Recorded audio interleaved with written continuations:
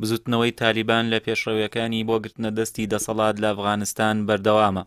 هەر لە ئێستاشەوە هەوڵە دیبلۆماسیەکانی لەگەڵ وڵاتانی جیهاندا لە پێشیانەوە رووسیا و ئەمریکا دەست پێکردووە کە هەردوو لایەن وەک هێزێکی دانپێدرانراوی ئەو وڵاتە گفتوگۆی لەگەڵ دەکەن.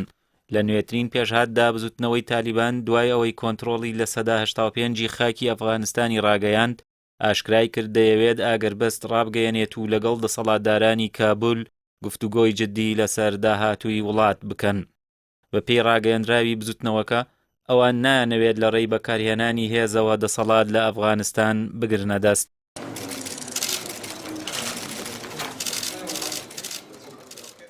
لەو چوارچێوەیەدا نوێنەری هەریەک لە مەکتەبی سیاسی بزوتنەوەی تالیبان و وتۆبێژی بزوتنەوەکە ڕۆژی هەینی سەردانی مۆسکۆی پایتەختی رووسیایان کرد و لەگەڵ بەرپرسانی ئەو وڵاتە سەبارەت بە دوایین گۆڕانکاریەکانی ناوچەکە وتوێژیان کرد.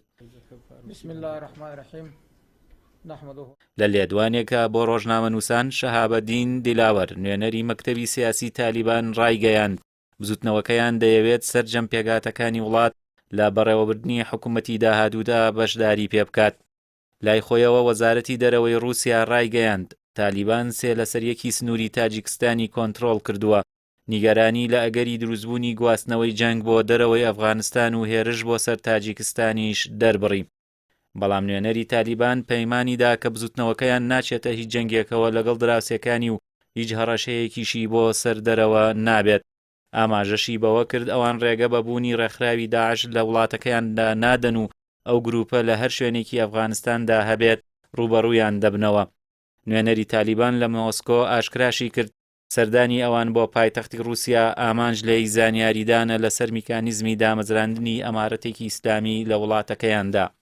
زیاتر لەوە نوێنەرەکەی تالیبان ئاشکرای کرد ئەوان لەگەڵ کۆمەڵگەی ئەفغانی بەگشتی لە گفتوگۆدان و لەسەر پێگەێنانی پەیگەری گشتی دەوڵەت و ئێستاش نزیکن لە کۆتایی هێنان بەو هەنگاوە. با بڕوای چاودێران لە کاتێکدا بزوتنەوەی تالیبان جەخت لە گفتوگۆ و هەوڵە دیلۆماسیەکانی دەکاتەوە بەڵام دۆخەکە لەسەر ئاستی مەیدانی جیاواز دەردەکەوێت. تالیبان زیاتر فشاری لەسەر حکوومەت دروست کردووە و ڕۆژانە دەیان ناوچە کۆنتڕۆڵ دەکاتەوە. دواهەمینیان کۆنتڕۆڵکردنی هەردوو خاڵی سنووری نێوان ئەفغانستان لەگەڵ وڵاتی ئێرانە کە بریتین لە ئیسلام قەڵاو ئەبوو نەسر فەراهی. ئەمە جگە لەوەی دۆخی سوپای نظامی ئەفغانی لە مەیدانەکانی شەڕدا بە تەواوەتی داڕوخاوە بە سەدان سەرباز لە بەرەکانی شەڕ هەڵهاتوون و پەنایان بردووەتە بەر ئێران و تاجیکستان.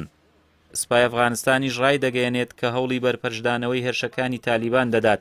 لەو چوارچێوەیەشدا دەڵێت هێزێکی گەورەی کۆماندۆزی بە هێلیکۆپتەرەوە ڕەوانەی هەرێمی بادگیز کردووە بۆ بەرگرتن لە پێشڕەویەکانی تالیبان و بەڕێوەبردننی شەڕێکی گەورە لە ناوچەی قەڵاتنۆ. لە دوایین هەڵوێستیشدا وەزارەتی دەرەوەی رووسیا ڕایگەیان ئەوان دەسوەردان لە شەڕی نێوخۆیی ئەفغانستاندا ناکەن ئەگەر ئەو شەڕە بۆ وڵاتانی دراوسێ بە تایبەتی تاجیکستان نەپەڕێتەوە کە مۆسکۆ پارێزگاری لێ دەکات. سەبارەت بە ئەمریکاش جۆ بایدن سەرۆکی ئەمریکا جەختی کردەوە هێزەکانیان تاسیویەکی ئاب لە ئەفغانستان بە تەواوەتی دەکشێنەوە. وتیشی ئامانجەکانی خۆمان لە ئەفغانستان بەدی هێناوە. متمانەی خۆشی نیشاندا بەرامبەر بەوەی حکوومەتی ئەفغانستان دەتوانێت بەر بە هێرشەکانی تالیبان بگرێت و بەرگری لە خۆی بکات.